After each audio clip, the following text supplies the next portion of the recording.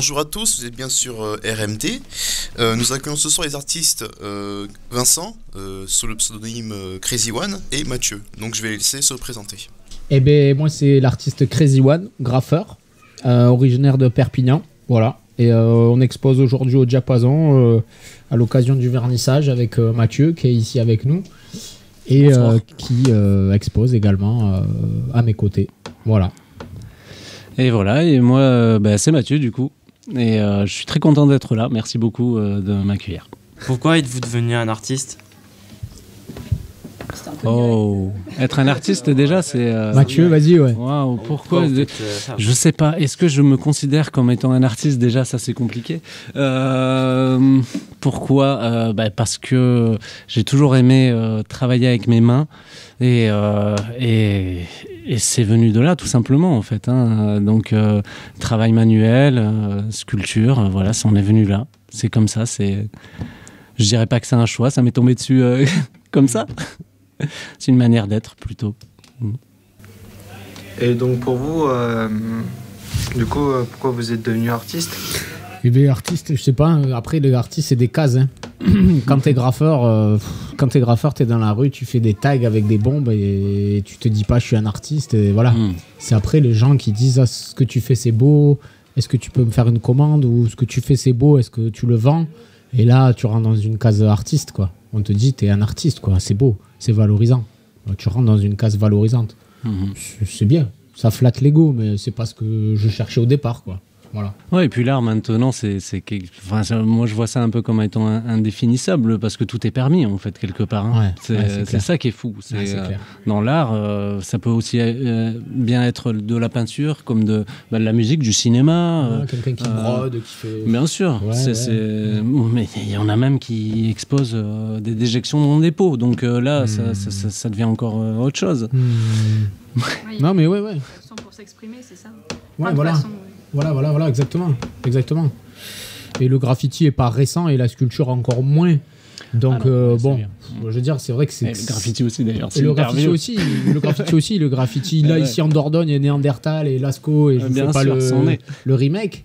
C'est clair que voilà, moi quand je vois des peintures rupestres, pour ceux qui écouteront l'interview à la radio, etc. Moi je suis touché. Je vais dans une grotte à Lascaux, j'hallucine. Je me sens dans la même équipe qu'eux. Je me sens comme si c'était moi qui l'avais fait. Je pense que c'est peut-être le cas de d'autres personnes pour d'autres raisons, mais je me vois le faire. Je me vois à cette époque, au lieu d'aller chasser, j'aurais laissé chasser les autres et moi je serais allé peindre au fond des grottes si j'avais capté le truc, quoi.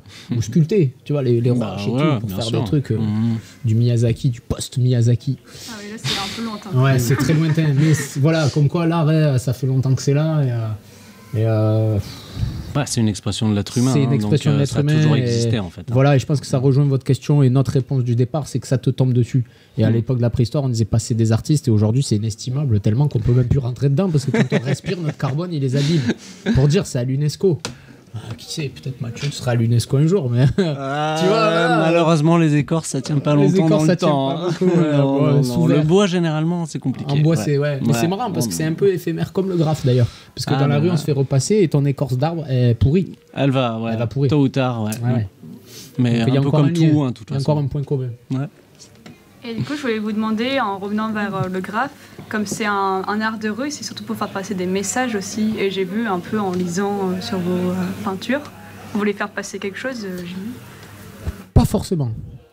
Moi, je m'amuse surtout avec les lettres. Je m'amuse surtout avec les formes géométriques, etc.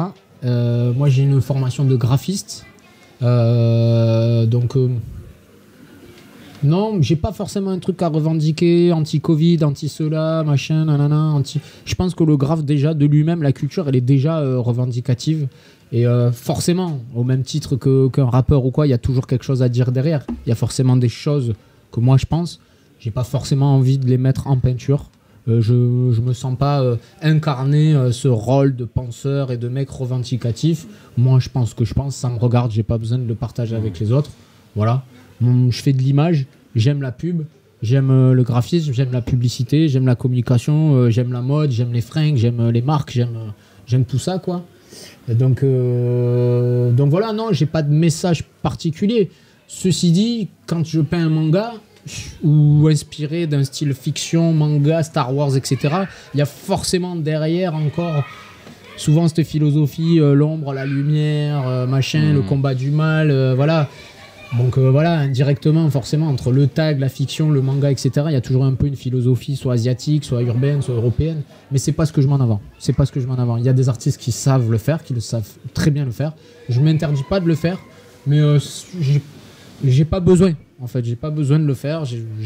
J'en ressens pas le besoin de m'exprimer si je suis de droite, de gauche, ou écolo, pas écolo, ou contre ceci ou contre cela.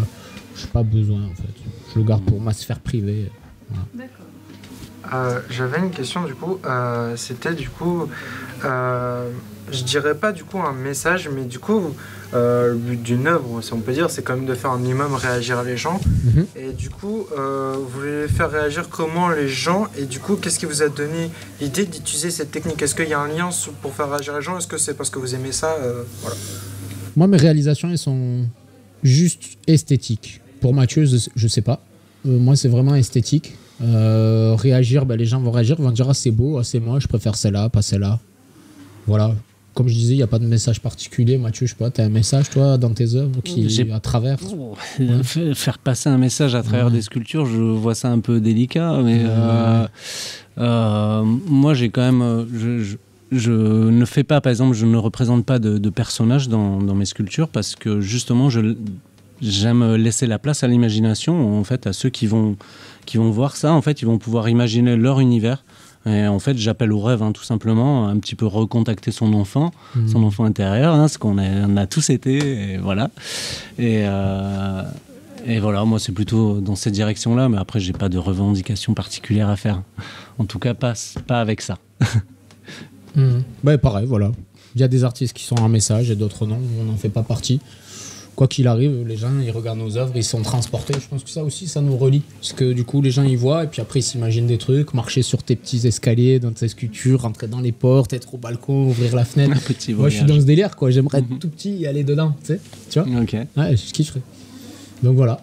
Mais mes toiles, pour moi, c'est inspiré de la rue. Donc forcément, la rue, elle s'est mise malgré moi, elle s'est mise sur les toiles. Et la partie plus graphique et plus abstraite pour ceux qui l'ont vu ici ou qui verront l'expo ou qui connaissent le travail de Crazy One, c'est que tout ce côté-là, depuis le Covid, depuis 2019, tout est beaucoup plus coulant, tout est beaucoup plus abstrait. Et du coup, je pars du côté graffiti, parce que ça fait plus de 20 ans que je fais ça. À un moment donné, tu tournes en rond, peut-être qu'à force de faire des escaliers, des trucs, tu tournes en rond, ou que tu vas vers le métal, ou que tu changes complètement d'univers.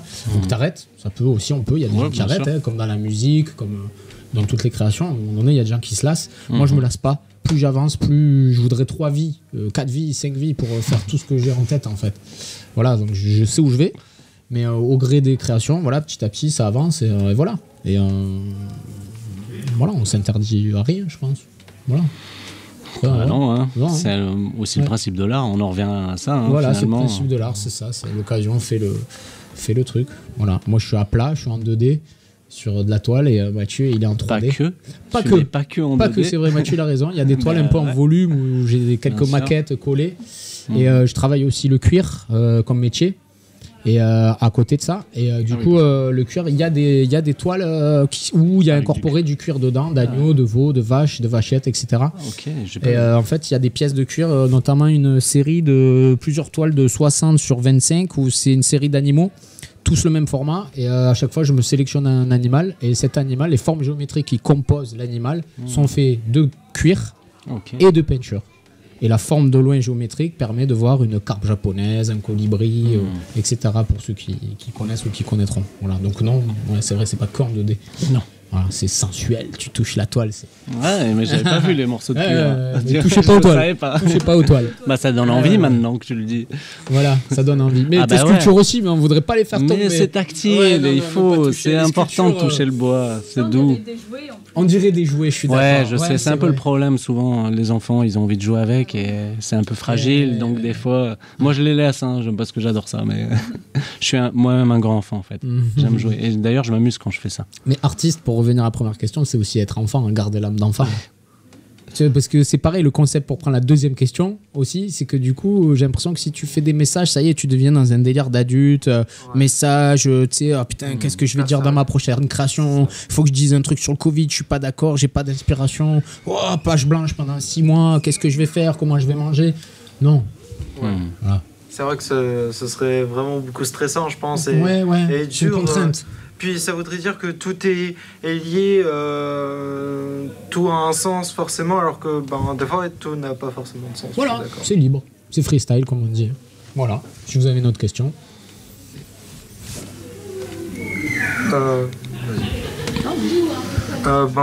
Du coup, est-ce qu'il y a une œuvre qui vous a touché, mais ni forcément impacté, mais qui, on va dire, peut-être vous a marqué, enfin, peut-être dans sa création, peut-être que vous pensiez pas faire ça, ou je sais pas, ou peut-être pas du tout, peut-être qu'il y en a aucune. Ben moi j'en ai une qui vient direct, mais qui est pas exposée ici. C'était pas mon univers à la base, c'est pour une commande pour la mairie de Bassillac, pour pas leur faire de pub. Et sur un contrat en trio en fait avec Enedis, où je me suis vu repeindre, comme beaucoup, des postes Enedis qu'on voit dans la rue, là, Toulé, un cube, dedans il y a un poste Enedis haute voltage, voilà. Ça appartient à Enedis et c'est sur les communes, de toutes les communes du monde, j'ai envie de dire, voilà. Sur Bassillac, on m'a demandé de le repeindre, donc avec sous ce contrat-là. Et on a abordé un sujet un peu terrible de la Seconde Guerre mondiale, qui est pas facile à aborder comme sujet. Pourquoi ? Parce qu'à cet endroit-là, Bassillac et Auboroche, il y a eu beaucoup de résistants qui ont œuvré pour qu'on soit là aujourd'hui, et que voilà, il y a peu de gens qui connaissent ce genre de choses. Je crois que c'était une encre. Non. Mais on dirait une encre. Ouais, c'est vrai, ça ressemble. Ouais, non, il y a tout est mélangé, donc voilà. Bon, il y a sûrement d'autres significations, mais celle-là, ouais, je pense qu'il y a des gens qui ont pris vraiment des risques pour le faire. Et celle-là m'a marqué, pour répondre à ta question. C'est ce qui m'a le plus marqué. Le reste, c'est que du visuel, mais celle-là, elle a une dimension humaine qui va me marquer toujours, quoi. Voilà. Ouais, franchement. Ouais. Voilà. Et pour toi, du coup... Waouh. Non, là, on va passer. Hein. J'ai pas un truc à la hauteur. Mais est-ce que c'est une œuvre personnelle de Mathieu ou de nous, ou une œuvre générale qui nous aurait marqué là, du coup... de ses compositions à lui. Sur le questionnaire, c'était plus sur vos œuvres, oui, s'il y en avait une sur la fabrication qui avait marqué, peut-être la forme, je sais pas, du coup, du bois, vu que c'est ta spécialité. Non. Il n'y en a pas une en particulier, en fait, que j'aime plus que les autres. Hein. La montgolfière, non, ouais. Une qui je les aime toutes parce qu'à chaque fois j'expérimente quelque chose d'un peu nouveau. Elles sont uniques aussi. Bah ouais, ouais. Il n'y en a pas une qui a plus d'amour que d'autres dedans. Ou l'endroit où tu as trouvé l'écorce fait que peut-être elle est plus spéciale que d'autres. Voilà, c'est un petit peu ce que je voulais dire. Ouais, peut-être qu'il y a ça aussi. Pas le moment de la création où genre celle-là c'est ma préférée. Mais est-ce qu'il n'y en a pas une, tu as vu le bois, tu l'as trouvé dans un endroit improbable et tu t'es dit, ça nous est tous arrivé. Je crois pas. Un petit éclair de génie, des fois, ça arrive. Ah tiens, ça peut être bien. Non ouais. Ah, je vois. Ouais, mais non, du coup, ça me... Non. Pas en particulier. Une œuvre autre que la tienne qui est à moi. Pas là. Le monsieur te dit qu'il aime tout ce qu'il fait, c'est bon. Non, mais c'est pas que j'aime tout ce que je fais, mais c'est que déjà j'ai beaucoup de mal à être satisfait de ce que je fais. C'est peut-être ça le problème en amont. Donc alors si tu me demandes de me prendre une et de la mettre par-dessus toutes les autres, bah ouais, mais en fait il y en a que j'aime. Il y en a que c'est pas fini. Il y en a que tu n'y as pas fait encore. Ouais, complètement. Il y en a plein dans ma tête. Et c'est celle-là peut-être. Mais on veut les voir, nous. Bah là, ça va être compliqué.